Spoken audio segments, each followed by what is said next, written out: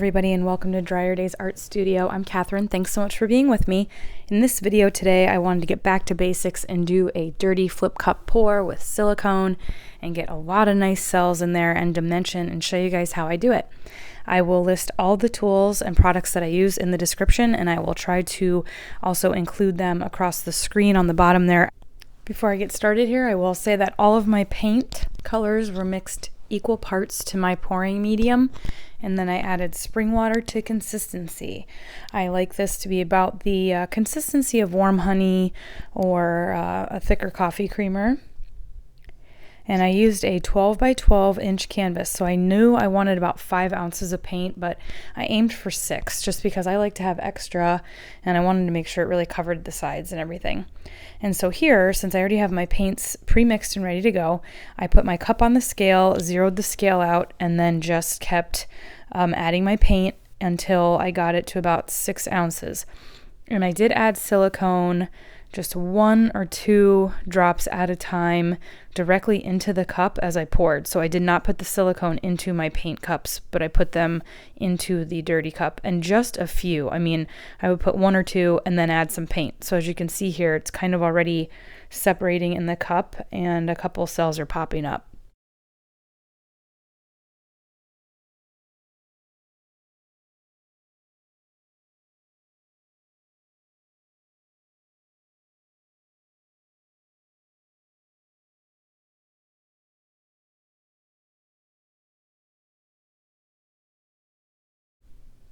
As I mentioned, I am using a 12 by 12 inch canvas, and I got this canvas in a pack of 5 from Amazon. I've used them before. I just love these canvases. The link to find them is in the description. I've had great results with these canvases. They're just really nice material, and as you can see right here, I have the back taped up. That is part of my prep work that I do before I do any painting. It just keeps the back nice and clean and professional looking, and I do that with every painting. And I have flipped my cup now, and I'm just waiting, letting it all get down onto the canvas, and we will see what happens in a moment.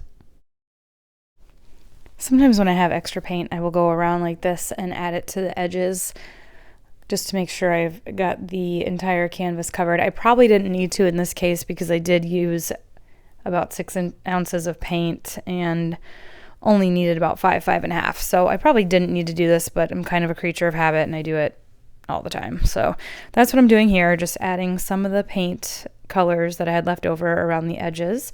You can use extra paint to make things like magnets or other smaller canvases or to prep future paintings, and it's a good way to just reuse that paint.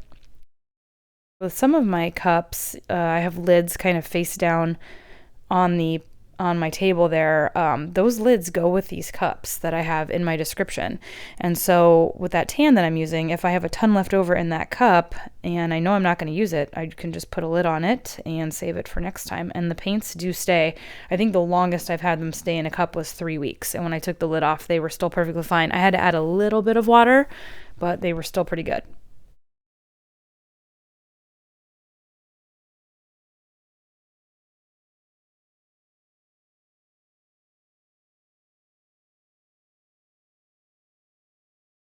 The silicone that I used in this painting, and that I've been using a lot these days, is dimethicone silicone, which I actually found on eBay for a better deal than I have found on Amazon, actually. I found a company who makes straight dimethicone silicone for people to use in beauty products, and you can get it in varying sizes. So I got a small amount just to see how I liked it, and it is by far the best cells I have achieved.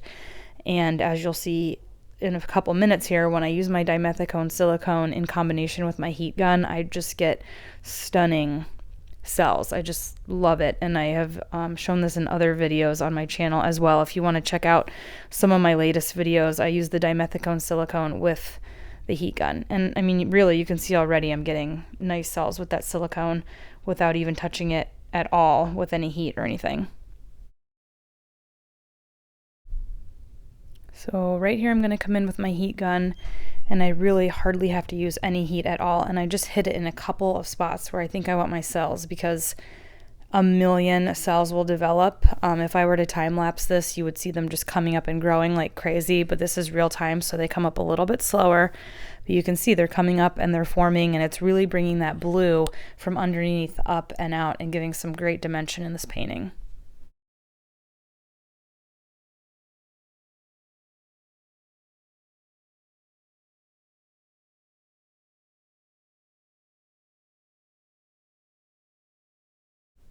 And you can see those cells are really coming up nicely. And I just love using that heat gun. I know a lot of people have aversions to a butane torch, and I can understand that. And the heat gun is a nice alternative.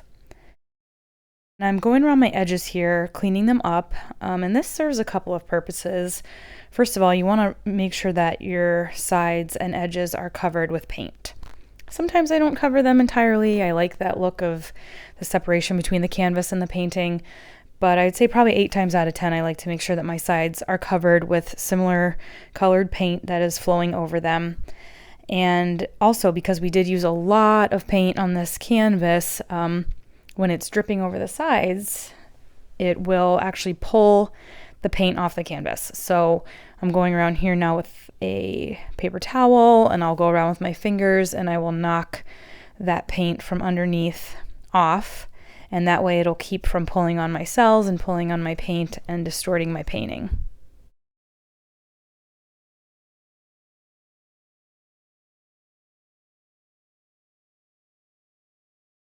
Here is a close-up of it still wet, just finished.